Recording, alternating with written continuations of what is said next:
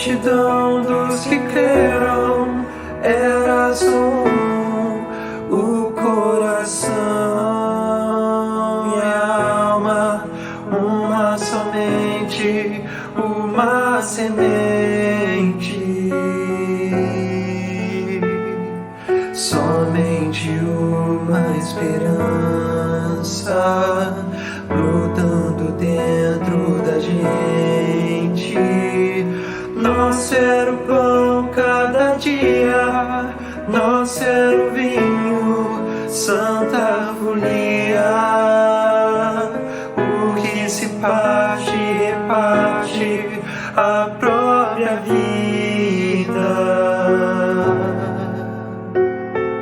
Galho ligado à barreira, vida em comum verdadeira.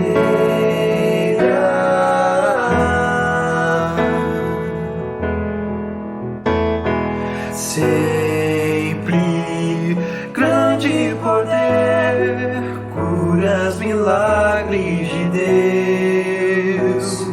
Sempre proclamação, Cristo Senhor ressurgiu.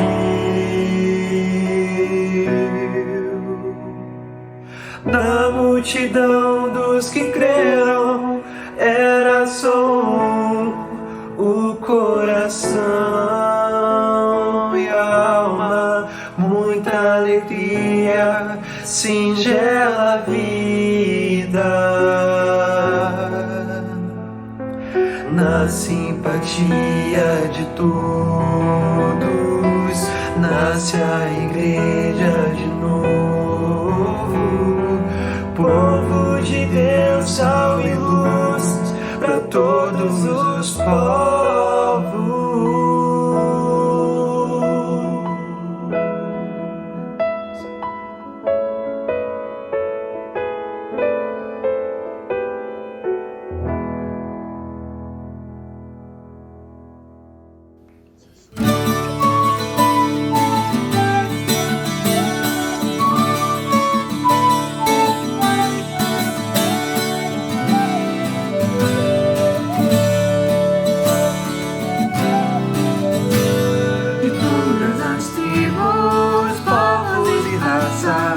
Muitos irão te louvar, de tantas culturas, línguas e nações, no tempo e no espaço virão te adorar.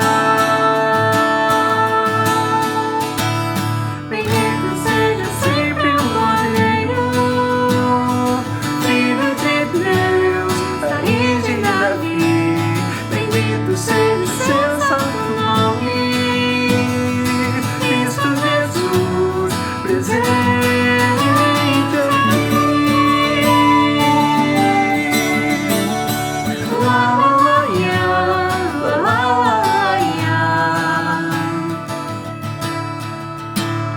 lindos comprados, grande multidão, muitos virão te louvar.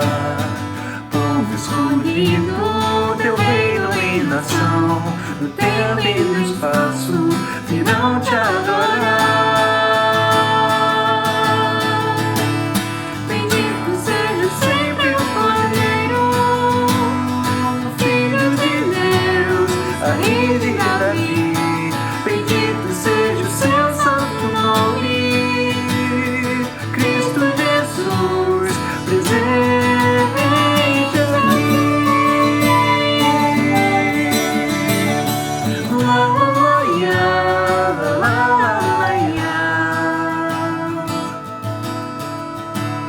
E a nós só nos cabe tudo dedicar, oferta suave ao Senhor.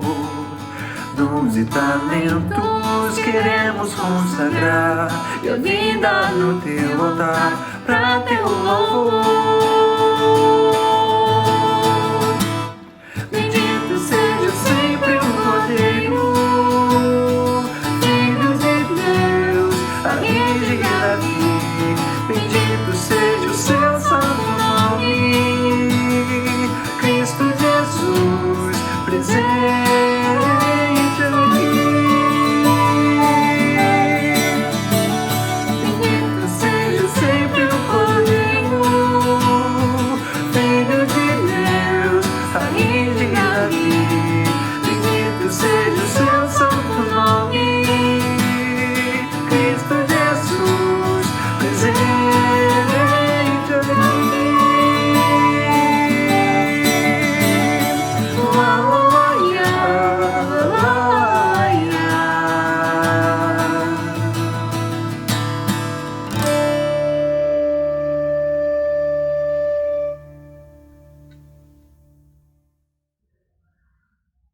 pessoal, tudo bem com vocês? Espero que sim.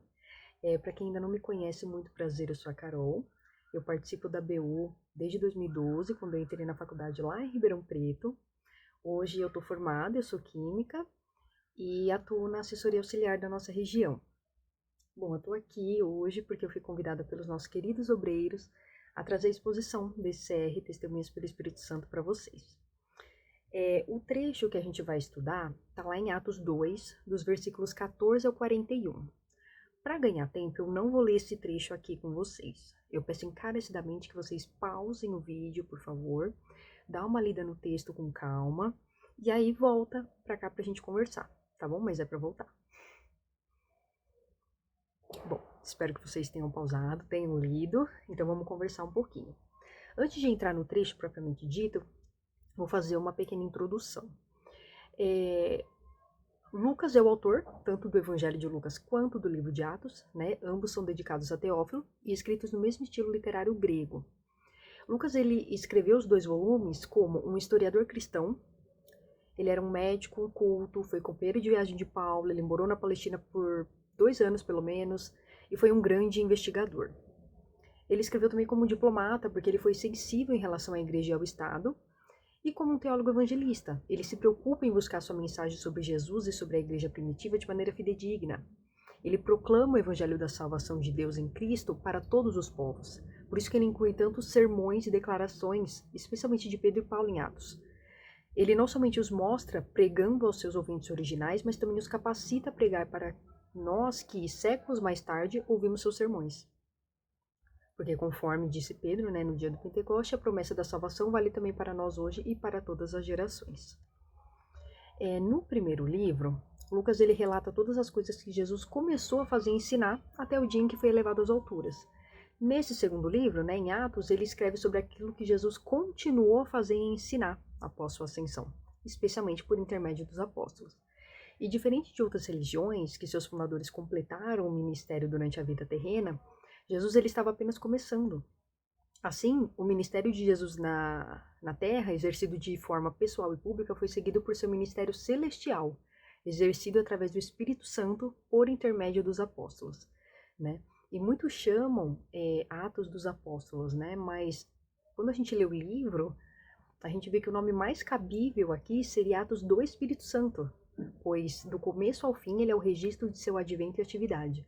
Né, os apóstolos foram apenas coadjuvantes desse filme, né, o protagonista sempre foi o Espírito Santo, né, é muito claro o trabalhar dele em todo o livro. Falando uma curiosidade, né, falando rapidamente sobre os discursos de Atos em geral, há 3 pontos importantes a serem considerados para confiarmos no relato de Lucas. Então, primeiro, os discursos de Atos não podem ser relatos verbatim do que foi dito, né, eles são muito curtos para serem completos. E Lucas também fala, no verso 40, no fim do relato do sermão de Pedro, que ele continua a exortar a multidão com muitas outras palavras, né?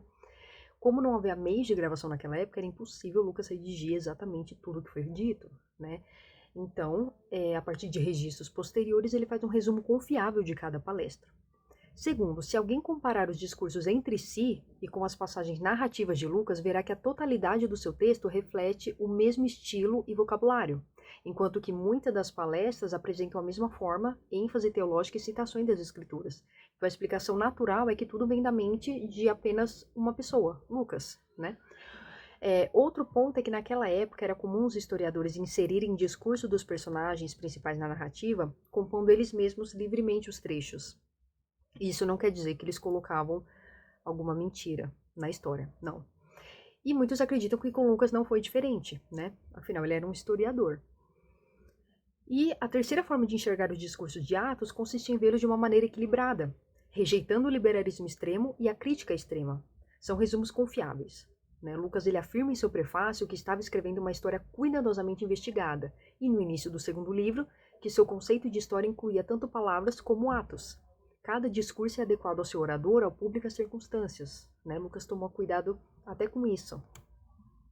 E aí, qual que é o propósito de Atos? Né? Se a gente se colocar no período que o autor estava, a gente vê que a igreja, que começara com uma percepção do poder de Deus e com grande esperança que o avanço de sua missão levaria ao cumprimento das promessas de Deus, encontra-se agora em um sério conflito com o Império Romano, a cultura e valores das civilizações vizinhas, né, cuja expressão extrema levaria à perseguição, à violência.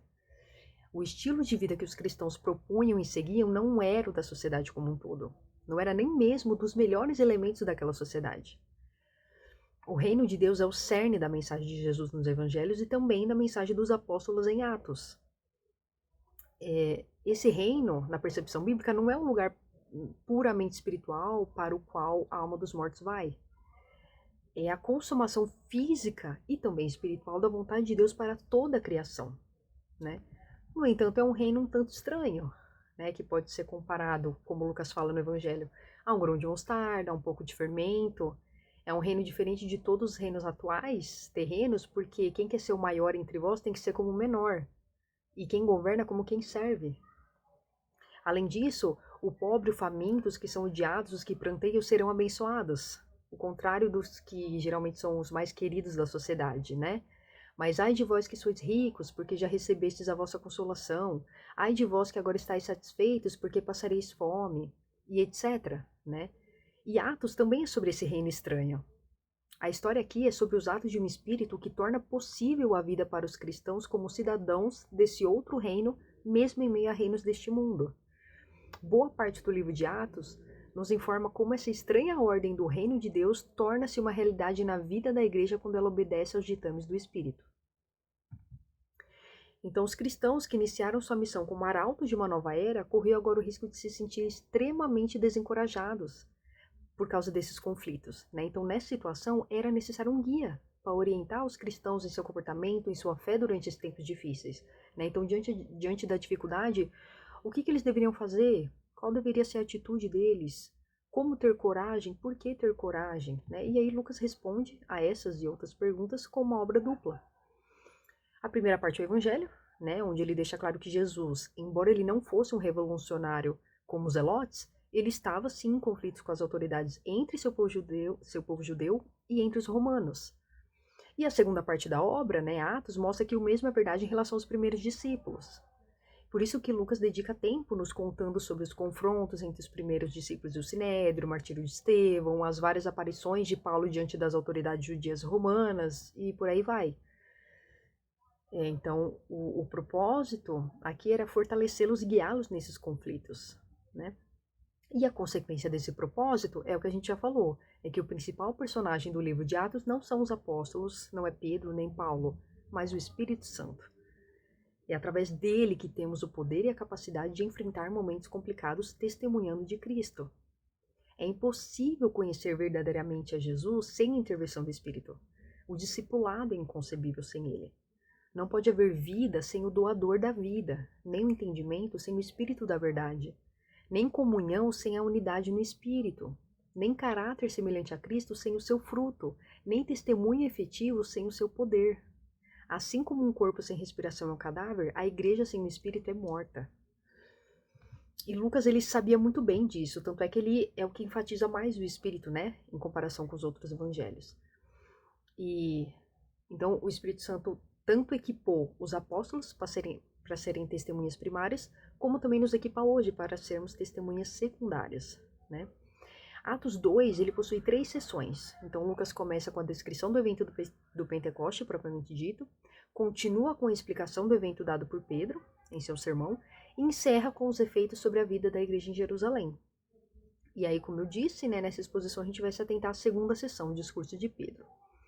Mas antes, vamos só relembrar rapidamente qual foi esse evento que Pedro discursou sobre, né? Então, tudo começa com Lucas dizendo que estavam todos reunidos em um só lugar, ao cumprir-se o dia de Pentecoste. Era uma festa com 2 significados, um agrícola e outro histórico. Primeiramente era chamada a festa da colheita, né, comemoração do fim da colheita, ou Pentecoste porque ela acontecia 50 dias após a Páscoa. Perto do fim do período intertestamentário, também era comemorada como aniversário da entrega total da lei no Monte Sinai, que ocorreu 50 dias após o Êxodo. De repente, o Espírito de Deus desceu sobre eles acompanhado por um som de um vento impetuoso, uma visão, línguas de fogo pousaram na cabeça deles, e uma voz estranha. Começaram a falar em outras línguas, sobre as grandezas de Deus conforme a vontade do próprio Espírito. Havia pessoas de todas as partes do mundo greco-romano da época naquele lugar, e eles ficaram perplexos porque estavam ouvindo e entendendo seus próprios idiomas ali. Uma minoria zombou e disse que eles estavam embriagados, e aí Pedro enfatiza, logo no início de seu discurso, que não, eles não estavam bêbados. Afinal, eles não perderam suas funções físicas e mentais, porque o fruto do espírito é domínio próprio e não descontrole. O falar em outras línguas simbolizou uma nova união no espírito, que transcendeu barreiras raciais, sociais, nacionais e linguísticas, o que representou de uma forma muito clara a natureza multirracial, multinacional, multissocial e multilingüe do reino de Cristo. Uma reversão deliberada e dramática da maldição de Babel, onde as línguas foram diferenciadas e o povo espalhado. Agora, a bênção do Pentecoste, que também gerou uma certa confusão, mostrou que poderiam se reunir de novo em Cristo. Então, a gente vê que em Babel, né, a soberba do homem fez a galera se desentender e se dispersar. Agora, através do Espírito Santo, o nosso cabeça é Cristo, né? O cabeça da igreja é Cristo, então não tem mais espaço para soberba, né? Então essa humildade do evangelho proporciona essa nova união. Conforme escrito no texto que Pedro cita, a obra do Espírito nesses últimos dias pode ser descrita como niveladora e catastrófica. Niveladora porque o Espírito será derramado sobre todas as pessoas, ou seja, não é uma prerrogativa exclusiva de profetas ou sacerdotes, pastores ou líderes. E catastrófica porque inclui efeitos extraordinários em cima, no céu, e sinais embaixo, na terra, né? O resultado disso tudo será a vinda do grande e glorioso dia do Senhor. Um dia que pode levar tanto a um temor, a um medo, quanto à esperança e ao convite. Todo aquele que invocar o nome do Senhor será salvo. E uma coisa interessante aqui, né? O Espírito Santo ele poderia ter feito todos entenderem o aramaico, que era o que os discípulos falavam. Mas ele escolheu fazer com que cada um entendesse o que estava sendo dito na própria língua. Isso é muito significativo, muito relevante, né? Porque mostra claramente que a unidade não quer dizer necessariamente uniformidade. Muito pelo contrário, o reino de Deus é melhor representado com unidade na diversidade. O Espírito Santo faz isso. E eu não sei vocês, mas eu acho isso muito incrível. Trazendo essa ideia para nós hoje, pensando em ABU, e não precisa nem muito longe, pensando só Brasil, nível Brasil. É um movimento missionário, universitário, interdenominacional. Isso carrega, né, significa que existem pessoas de diferentes cidades, diferentes sotaques, diferentes igrejas, diferentes cursos, diferentes histórias de vida, diferentes universidades, entre outras diferenças, mas que estão unidas em Cristo através do Espírito Santo. Isso é muito lindo. E se vocês forem pensar, qual a chance, qual a probabilidade de, por exemplo, eu, que estudo Química em Ribeirão Preto, conhecer e me tornar amiga e parceira de missão de uma pessoa que faz arquitetura em São Carlos, ou ciências sociais em Araraquara, ou medicina em Botucatu? Sabe? Qual é a chance? O que nos une é muito maior que as nossas diferenças, e isso é só o trabalhar divino mesmo que consegue fazer com maestria. Só ele. Então, entrando no trecho da exposição, mais profundamente, né, vemos que Pedro agora explica o que aconteceu antes. Então, primeiramente, ele chama a atenção dos ouvintes, falando em voz alta, né? Então ele se posiciona, ele fala em voz alta, tipo, gente, ó, presta atenção aqui, que agora o que eu tenho para falar é importante. No Antigo Testamento fala que a fé vem pelo ouvir, né? E ouvir a palavra de Deus. E é isso que Pedro faz. Então, ele fala, né? Primeiro que são 9 horas da manhã, ou seja, não, eles não estão bêbados. O fenômeno extraordinário dos crentes cheios do Espírito Santo proclamando as grandezas de Deus em outras línguas é o cumprimento da profecia de Joel de que Deus derramaria o seu Espírito sobre toda a carne. E isso é muito legal porque nos remete à promessa que Deus fez a Abraão, de que através dele seriam benditas todas as nações da terra. Jesus inaugurou os últimos dias, ou era messiânica, e que a prova final das promessas foi o derramamento do Espírito, já que era a promessa do Antigo Testamento para o final dos tempos. Toda a era messiânica que se estende entre as duas vindas de Cristo era do Espírito, na qual seu ministério é abundante. Por isso o verbo derramar, né? Ou seja, é algo em grande quantidade, algo que não pode ser recolhido, algo que cai universalmente, sem distinção de status, sexo ou idade. E aí o verso 18 fala, e profetizarão, né? Do verbo profetizar num sentido mais amplo. Em sua essência, a profecia é Deus falando, Deus tornando-se conhecido através de sua palavra. Então, nesse sentido, todos do povo de Deus são profetas, inclusive eu e você. Esse conhecimento universal de Deus, através de Cristo pelo Espírito, é a base da comissão universal para o testemunho. É impossível entender essas profecias que fala, né, nos versos seguintes, literalmente, como fenômenos da natureza, que começam já na Sexta-feira Santa, ou metaforicamente como convulsões da história, simbolismo apocalíptico tradicional que indica os tempos de revolução social e política.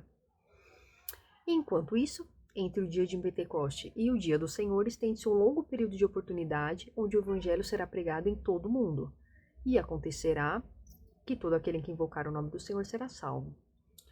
Mas a melhor forma de entender o Pentecoste não é através da profecia do Antigo Testamento, embora seja muito importante, e sim através do cumprimento no Novo Testamento, não por meio de Joel, mas por meio de Jesus. Então, primeiro ele fala, né, sobre Joel e tudo mais, depois ele prossegue explicando que Jesus, aquele que eles haviam rejeitado e crucificado, ressuscitou dos mortos, subiu aos céus e de lá derramou o seu Espírito. Esse derramar, então, foi uma prova da ressurreição de Cristo e da sua exaltação. Quando Pedro pede a atenção dos varões israelitas, ele conta a história de Jesus, o Nazareno. E talvez mais do que contar a história de Jesus, ele contrasta o povo de Deus, judeus, com o próprio Deus. Então, primeiro, a partir do verso 22, né, ele começa a falar da vida e ministério de Jesus. Ele verdadeiramente era varão aprovado por Deus, com obras sobrenaturais. Deus realizou tais milagres, prodígios e sinais por intermédio dele, publicamente, entre vós, como vós mesmos sabeis. Então foi algo tipo, Deus aprovou Jesus e vocês, mesmo presenciando todos os sinais e maravilhas, o rejeitaram. Vocês não o reconheceram. Segundo, ele fala da morte de Jesus. Pedro diz que Jesus foi morto, em parte porque ele foi entregue a eles, não por Judas, mas pelo próprio Deus. E em parte porque eles, por mão de iníquos, o mataram crucificando. Então o mesmo acontecimento é atribuído simultaneamente ao propósito de Deus e à iniquidade do homem. Através da morte de Jesus, o propósito da salvação de Deus estava sendo cumprido.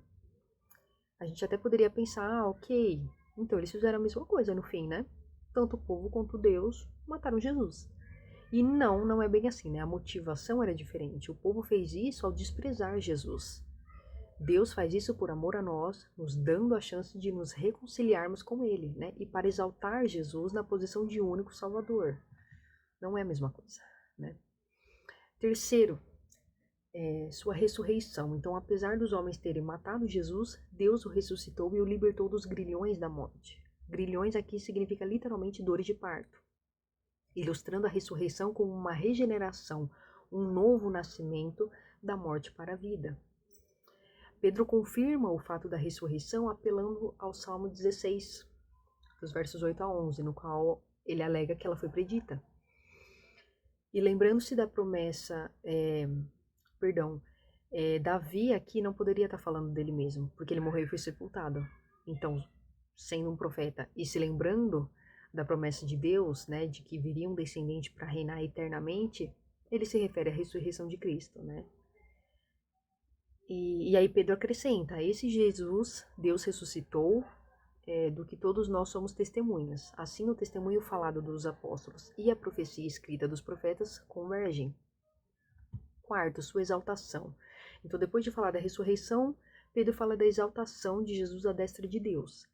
Tendo recebido o Espírito prometido pelo Pai, Jesus derramou seu Espírito dessa posição de suprema honra e absoluto poder. Agora, Pedro aplica o Salmo 110 à ascensão de Jesus. A conclusão de Pedro é que todo Israel deveria agora ter certeza de que esse Jesus, a quem eles tinham rejeitado e crucificado, Deus havia feito Senhor e Cristo.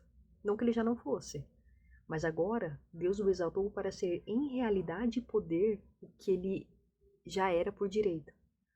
Então foi algo tipo, que fique claro para vocês hoje, de uma vez por todas, que o Jesus que vocês rejeitaram e mataram, que vocês não estavam nem aí, Deus o fez Senhor e Cristo para a glória do seu próprio nome. Quinto, sua salvação. Lucas agora descreve a reação dos ouvintes do sermão de Pedro juntamente com a resposta dele. Então, no verso 37, vemos que, convictos de seu pecado e com a consciência pesada, os ouvintes perguntaram ansiosamente o que eles deveriam fazer. Pedro responde que eles deveriam se arrepender, mudar completamente de ideia em relação a Jesus, de atitude perante ele, e serem batizados em seu nome, submetendo-se à humilhação do batismo, porque os judeus achavam que era necessário apenas para os gentios convertidos, e submetendo-se em nome daquele que antes eles tinham rejeitado. Isso seria um sinal público de arrependimento e de sua fé em Cristo. Ao fazerem isso, eles receberiam 2 presentes de Deus, o perdão dos pecados e a dádiva do Espírito Santo para regenerá-los, habitar neles, uni-los e transformá-los. E claro, isso serve para a gente também. Sexto, sua nova comunidade. Então, no final do trecho, aqui Pedro não estava invocando apenas conversões particulares individuais, mas também uma identificação pública com os outros crentes. Compromisso com o Messias implica também compromisso com a comunidade messiânica, a igreja. Eles deveriam, na verdade, mudar de comunidade, de uma velha e perversa para uma nova que estava sendo salva. Não tem como eu ter um relacionamento real e genuíno com Jesus, com Deus, meu Pai, e não ter com meus irmãos em Cristo. O reino de Deus é um reino relacional, porque o nosso Deus é um Deus relacional. Não tem como eu ser cristão de verdade sozinho. E aí a resposta surpreendente ao apelo de Pedro é agora relatada. Um grande número de pessoas aceitou a palavra e foram batizadas, quase 3.000. E aí a gente pode se perguntar, ok, mas o que isso tem a ver comigo? Tem a ver porque quando a gente fala de pregar o evangelho, a gente não fala apenas de sermões proferidos em púlpitos por pastores.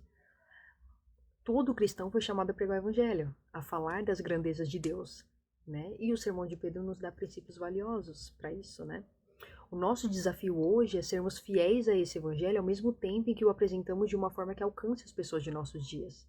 Temos que apresentar o evangelho relevante para o nosso contexto e realidade. E assim como os apóstolos, precisamos focar em Jesus Cristo. Em Atos a gente vê vários exemplos em outros livros da Bíblia, o cuidado que eles tinham de apresentar o mesmo evangelho, mas de formas diferentes, de acordo com o público, Isso é muito interessante, é uma baita lição pra gente, E assim, a gente não precisa de ideias mirabolantes, de reinventar a roda, de pensar em diferentes estratégias. É falar de Cristo. É impossível pregar o Evangelho sem proclamar Cristo. Precisamos trazer Cristo à nossa missão, ao nosso testemunho, à nossa vida, abordando principalmente aquilo que resume a obra salvífica de Deus, cruz e ressurreição. E a gente vê que os apóstolos o apresentaram como um Jesus histórico, alguém que realmente existiu, viveu, morreu, ressuscitou, teológico, tudo que ele é e faz tem um propósito, tem um significado salvífico, e contemporâneo, ele ainda vive e reina para conceder a salvação. Conta-se que um crente em Jesus convidou uma pessoa não cristã para ouvir um pregador falar de Jesus. E aí, depois de muito ouvir vários elogios ao pregador, o não cristão ele decide atender o convite.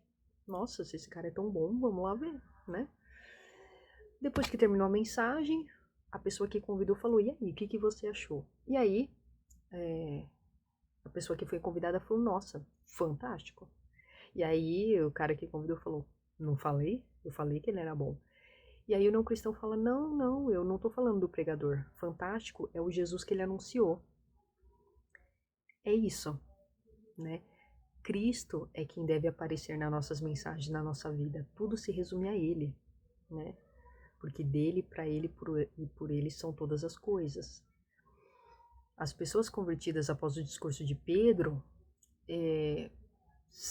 ficaram perplexas pelo que aconteceu no Pentecoste, mas elas saíram admiradas mesmo com o próprio Cristo que foi pregado,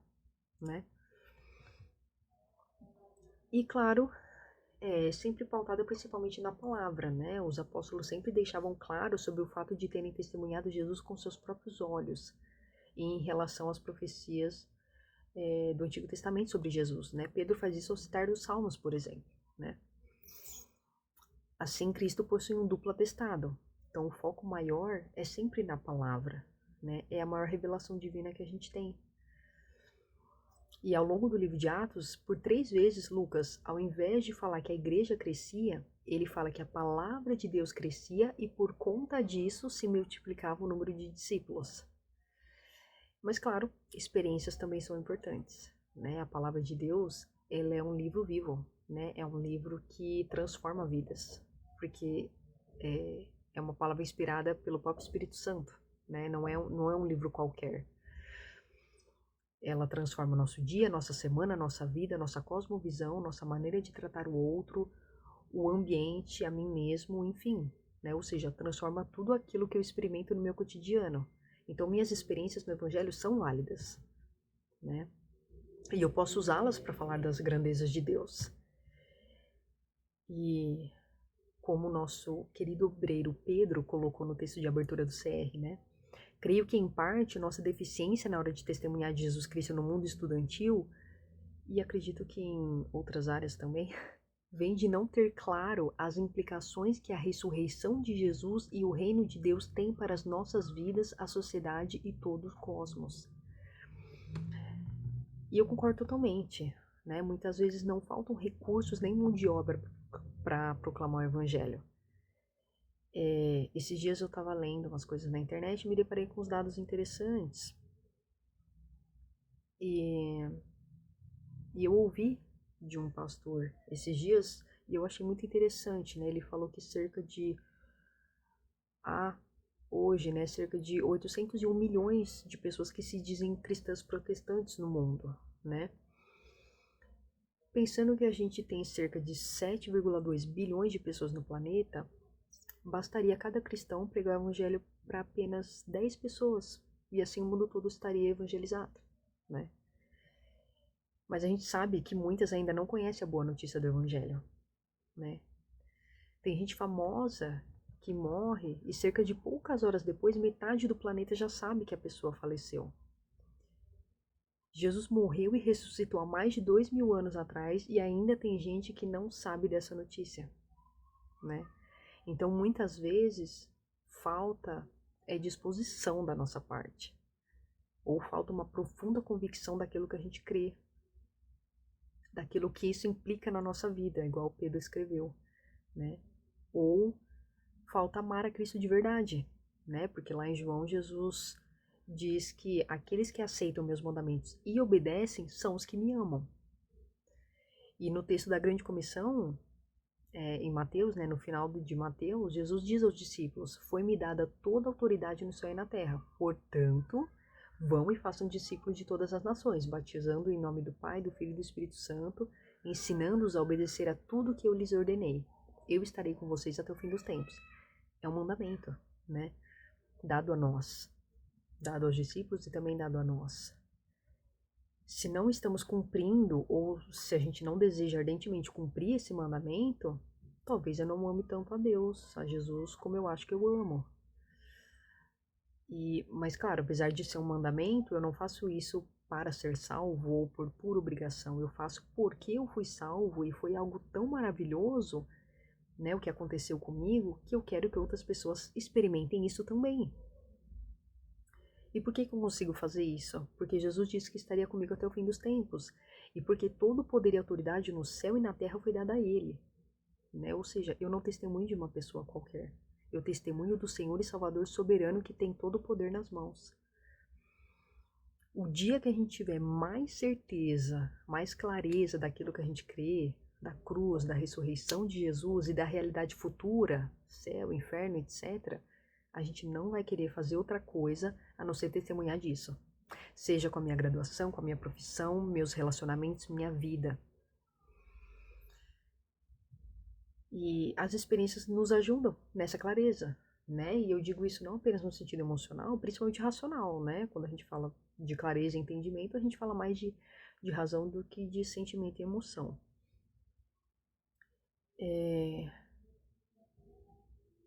Porém, né, volto a dizer, né, o nosso maior foco é na palavra, porque assim o foco será sempre em Deus, em Jesus, e não nas minhas virtudes ou obras, né?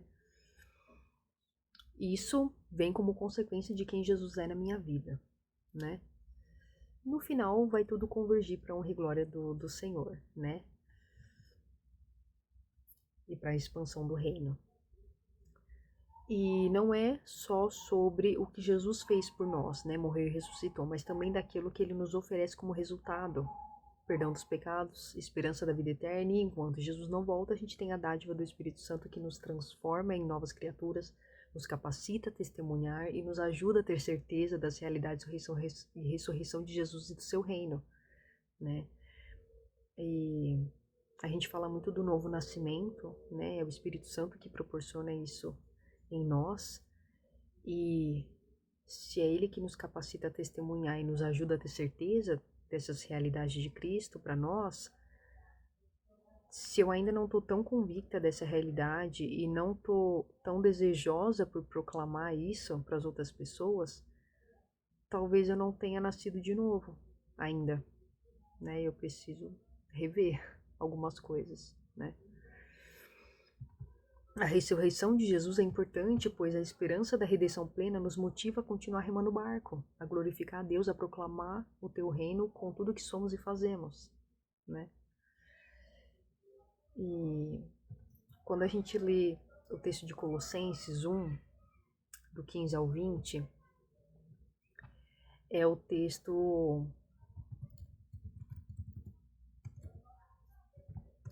Perdão, gente, eu era para ter deixado aberto aqui, eu não deixei. É um texto bem conhecido, inclusive, né, da gente. A gente fala muito dele, inclusive, na oficina de engajamento com a universidade, né?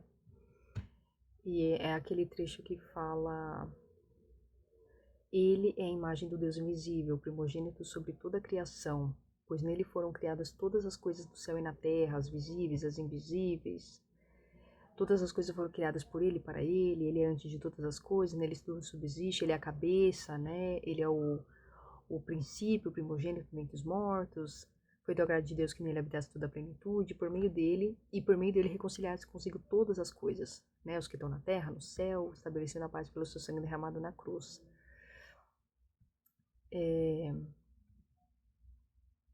Então o pecado veio e bagunçou tudo, né? Deus poderia ter extinguido tudo e começado do zero, mas ele preferiu reconciliar todas as coisas por meio de Jesus, inclusive o cosmos, tudo, né?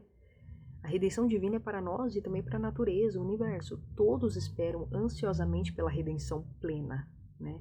O chamado de Jesus, portanto, é para que nós participemos desse processo de reconciliar nele todas as coisas, né? Enquanto tudo isso não é redimido plenamente, somos embaixadores e testemunhas desse reino onde todas essas coisas serão reconciliadas, né? Isso é um baita privilégio. Às vezes a gente se esquece disso, né? Aliás, muitas vezes. E claro, isso não é dado incondicionalmente, né? O Evangelho exige que deixemos o pecado e nos voltemos radicalmente a Cristo, né? O que é expresso internamente pelo arrependimento e fé e externamente pelo batismo. E Pedro enfatiza e insiste nisso. E assim passamos a fazer parte da nova comunidade de Jesus, né? E eu não sei se vocês perceberam, mas é engraçado que Pedro ele não precisou fazer um apelo e falar: gente, alguém aqui quer aceitar a esse Jesus que eu acabei de falar? Levante a sua mão, vem aqui, a gente vai fazer uma oração por vocês. Nem precisou, né? A palavra foi realmente guiada pelo Espírito Santo, né? E foi tão direta, objetiva, né? E que os próprios ouvintes fizeram isso ao questionarem: vixe, a gente é culpado mesmo, né? O que a gente deve fazer? E aí Pedro responde: se arrependam e se batizem, né? É essa integralidade do evangelho que temos que pregar. A gente não pode negligenciar o arrependimento, né?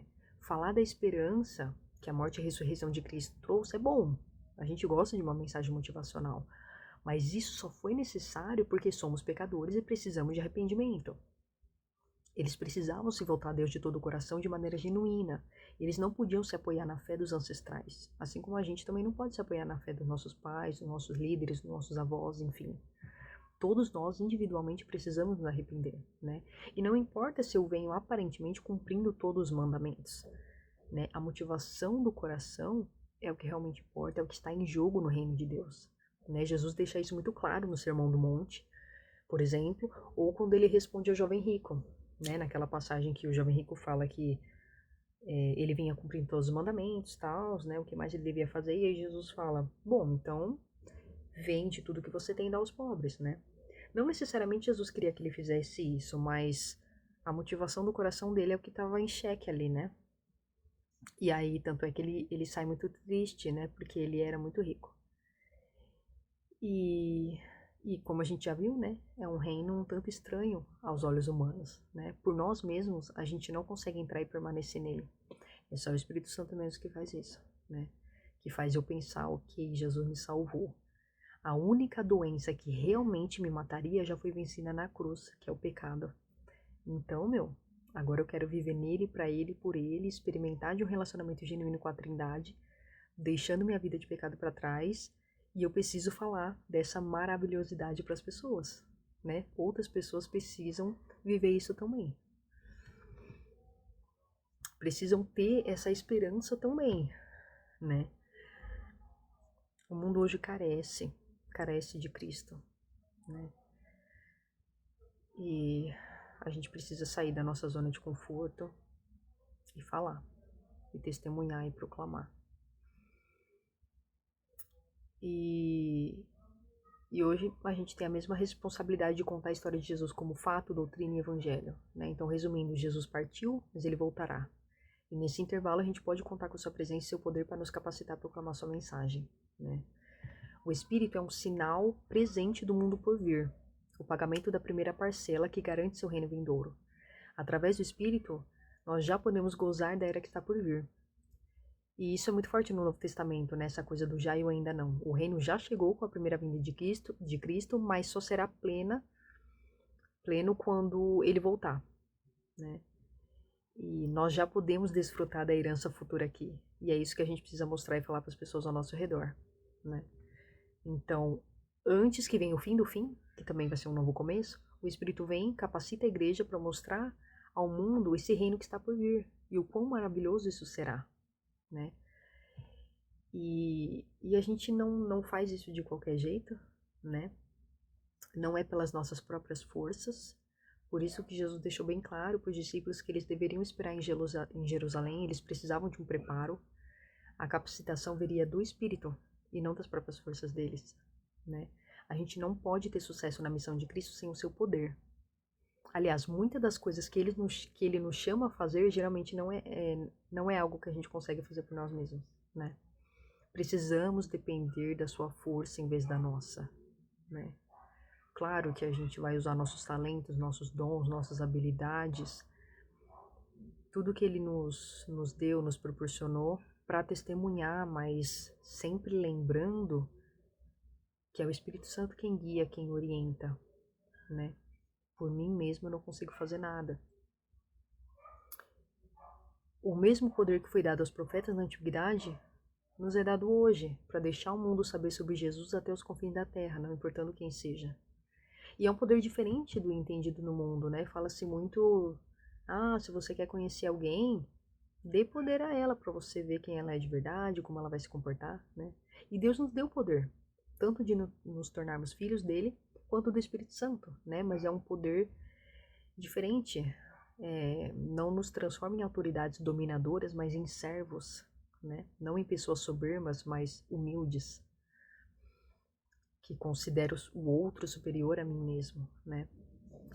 E essa coisa do preparo, a Beu sabe muito bem a importância disso, né? Tanto é que é uma coisa bem forte.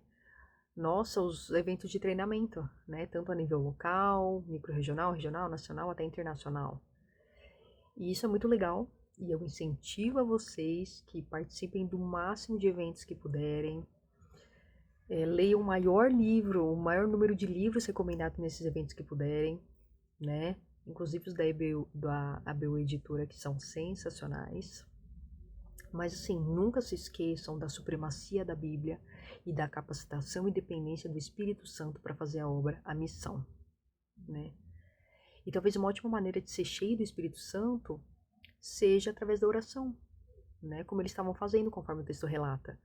Logo antes do derramamento do Espírito, eles estavam orando. E essa coisa do batismo com o Espírito Santo, ser cheio do Espírito Santo, pode se tornar um tema um pouco complexo, polêmico, mas o importante é que podemos ser cheios do Espírito Santo para fazer a obra dele. Aliás, devemos fazer isso, né? E assim, não importa muito como Deus irá manifestar isso em nós. O importante é que o poder do Espírito Santo está disponível a nós, né? E Lucas fala, no capítulo 11, versículo 13, que Jesus disse aos discípulos, ora, se vocês que são maus sabem dar coisa boa para os seus filhos, quanto mais o Pai Celestial dará o Espírito Santo àqueles que pedirem, né? Então, vamos pedir mais do Espírito Santo, né? Se estivermos cheios dele, de verdade, a gente não vai conseguir ficar de boca fechada, né? Não tem como eu ser cristão cheio do Espírito Santo, olhar para alguém que está indo pelo caminho errado e não ficar triste com isso, não ficar desejoso por fazer algo por essa pessoa, né? Para ela saber que o caminho certo é Cristo. E como a gente abordou um pouco antes, né? Talvez a gente ainda não entenda muito o que é ter Cristo nas nossas vidas, né? Eu já ouvi, por exemplo, alguns comentários do tipo, nossa, fulana é tão gracinha, inteligente, é simpática, trabalhadora, ajuda os outros. Nossa, ela é perfeita. Ela é e tem tudo que uma pessoa precisa ter. Ela só não tem Jesus ainda. Meu, assim, se ela tem tudo isso, mas não tem Cristo na vida dela, desculpa, então ela não tem nada, né? Não tem como obtermos a salvação fora dele. Não importa o quão bondosa a pessoa seja, né? E os últimos versos do capítulo 2 mostram o resultado do derramamento do Espírito. Havia muito amor, harmonia e comunhão entre as novas criaturas, né? E sempre quando alguém precisava, eles vendiam suas posses para ajudar. Eles amavam mais as pessoas do que as posses, né? Eles acumulavam tesouros no céu e investir mais em pessoas do que em bens. Deus nos capacita com seu Espírito para cruzar as barreiras culturais, sociais, para adorá-lo e formar uma nova comunidade multicultural de adoradores comprometidos com Cristo e uns com os outros.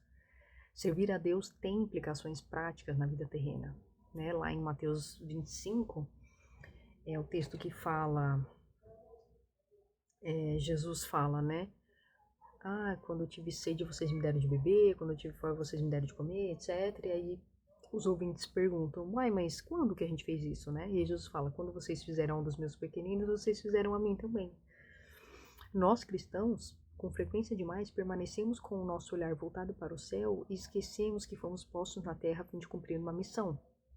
Nossa pregação, tão preocupada com o além, com frequência corre o risco de ter pouco a dizer àqueles que ainda vivem em meio a injustiças e sofrimentos, né?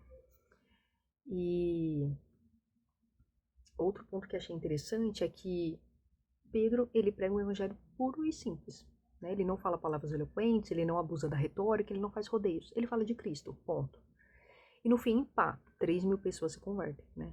E isso no fim de um sermão. Hoje parece que a gente precisa pregar 3.000 sermões para um se converter, né? Eu ouvi isso esses dias de um pastor e achei interessante. E por que isso é interessante?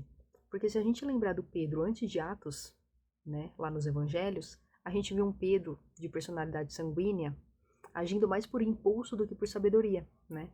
Bem diferente do texto de hoje, onde a gente vê que claramente ele foi usado e guiado pelo Espírito Santo em todo o seu discurso, né? Tanto é que no final, quase 3.000 pessoas começaram a crer e a seguir a Cristo também, né?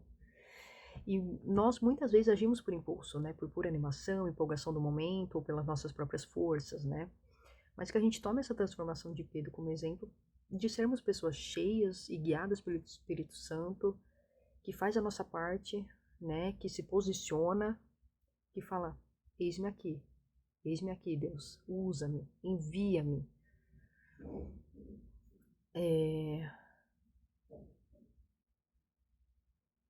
E assim, às vezes a gente lê essa passagem e fica, nossa, 3.000 pessoas aceitaram a Jesus. Nossa, que legal, quero que isso aconteça comigo também, né? A gente tem que fazer o mesmo. E não, né? Aí às vezes a gente começa a focar mais em quantidade do que em qualidade. Sim, é legal ter muitas pessoas no MBI, nos nossos eventos, né? Nossa, olha, hoje veio tanta gente que a gente vai precisar fazer subgrupos, para poder fazer o EBI com qualidade. É legal, mas a gente vai fazer a nossa parte e muitos não vão aceitar. E tá tudo bem, né? O agir é divino e não nosso, né? O livro de Atos mostra pessoas perseguindo, rejeitando, mas também mostra as pessoas se convertendo através do agir do Espírito Santo, né? Através dele, a gente vai poder fazer a obra, a missão, de uma maneira mais eficaz, né? Então, com posicionamento, unidade, perseverança, oração, vida em comunidade, a gente vai ver Deus operando grandemente em nosso meio, né? Nos últimos dias o amor de muitos esfriará. Sim, de muitos, mas não de todos, né? Haverão aqueles que a chama do Espírito Santo nos corações continuará ardendo e eles continuarão testemunhando as grandezas de Deus a todo tipo de pessoa. Que sejamos essas pessoas, né? E Deus é o Senhor da missão, né? Ele tem nos sustentado até aqui, inclusive nesses tempos doidos de pandemia. O Espírito Santo tem guiado a missão desde a igreja primitiva até hoje, né? A gente conseguiu se reinventar, se readaptar. O mundo daqui para frente vai ser diferente. Atividades híbridas, máscara, álcool gel, restrições. Talvez venham outros vírus e doenças, a gente não sabe, né? O que importa é que Deus continua Senhor da missão, das nossas vidas, e seu Espírito está em nós, nos guiando, nos capacitando para viver e testemunhar mesmo diante do caos. O livro de Atos é um livro que continua até hoje. Com a capacitação do Espírito, a gente pode escrever os capítulos 29, 30, 31 e por aí vai. Por causa de Cristo e pelo Espírito Santo, continuamos testemunhando até os confins da terra, né? E fazemos isso não com dúvidas, a gente vai vencer ou não, mas certos de que Jesus já venceu por nós há 2000 anos atrás, né? Não lutamos ou testemunhamos para salvar pessoas, isso aí é com o Espírito Santo, né? Mas para informá-las de que Deus já fez isso por elas, assim como Ele já fez por nós, né? E é interessante, em 1 Pedro fala que até mesmo os profetas queriam saber mais sobre essa salvação e investigaram a respeito, quando profetizaram acerca da graça preparada para vocês. Buscavam descobrir a que tempo ou ocasião se referia o Espírito de Cristo, que neles estava ao predizer o sofrimento de Cristo e sua grande glória posterior. Foi-lhes dito que suas mensagens não eram para eles, mas para vocês. E agora essas boas novas lhes foram anunciadas por aqueles que pregaram pelo poder do Espírito Santo enviado do céu. É algo tão maravilhoso que até os anjos anseiam observar. Gente, olha o baita privilégio que a gente tem de proclamar o Evangelho, de testemunhar de Cristo pelo Espírito Santo, né? E às vezes a gente não dá o devido valor, né? E que sejamos cheios do Espírito Santo, né? Que a gente saia daqui com o coração ardendo para testemunhar de Cristo, né? A Bíblia fala que... A Bíblia fala, como a gente mencionou aqui, né, num dos versículos, os que invocarem os que invocarem o nome do Senhor serão salvos, né? Aquele que invocar o nome do Senhor será salvo. Mas aí vem, né, aquele versículo de Romanos, tá, mas como eles vão invocar aquele em quem não creram? Como crerão naquele de quem não ouviram? E como ouvirão se não há quem pregue? E como pregarão se não forem enviados? Né? Como está escrito, conformaos os pés daqueles que anunciam o evangelho da paz, dos que trazem alegres as boas novas de Cristo, né? Então, assim, que a gente saia daqui dizendo, eis-me aqui, Senhor, envia-me a mim, né?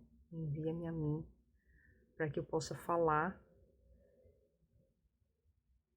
e gozar desse privilégio de testemunhar de um Deus, de um Cristo soberano, que fez tanto por mim e ainda vai fazer, mesmo eu não merecendo nada. Bom, então é isso. Vou fazer uma oração para a gente finalizar, tá bom? Pai, obrigada. Obrigada por mais CR. Obrigada pelo privilégio que a gente tem de testemunhar de Cristo, Pai. Nos perdoa por tantas vezes a gente ficar na nossa zona de conforto e não cumprir o ID, né? Que a gente saia do lugar, né? E mais do que buscar estratégias e novas ideias de como fazer isso, que a gente fale de Cristo, que a gente testemunhe dele de modo puro e simples, com palavras, com ações, com a nossa vida, né?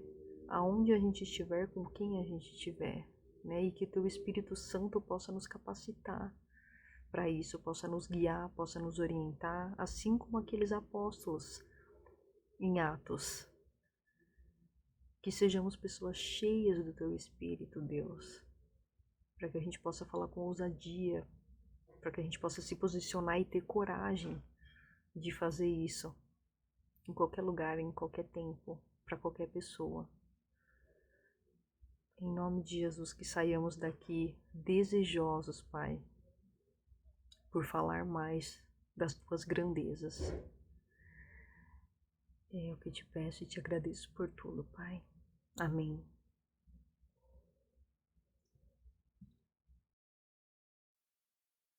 Marcharemos cheios de coragem, seguiremos seja onde for, embora a dor nos seque na viagem, marcharemos na coragem do Senhor.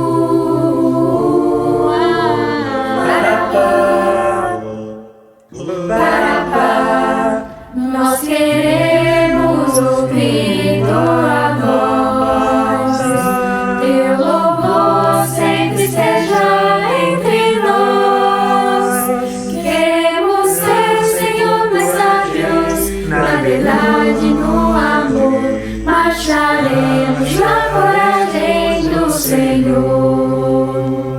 Quando a escuridão da noite descer, queremos só Pela graça e fé viver, com esperança e com coragem, na alegria ou na dor, marcharemos na coragem do Senhor.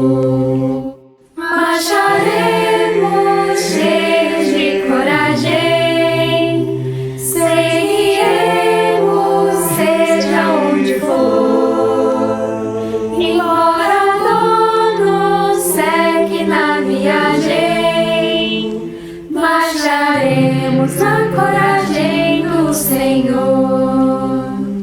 Marcharemos cheios de coragem, seguiremos seja onde for, embora a dor nos seque na viagem, marcharemos na coragem do Senhor.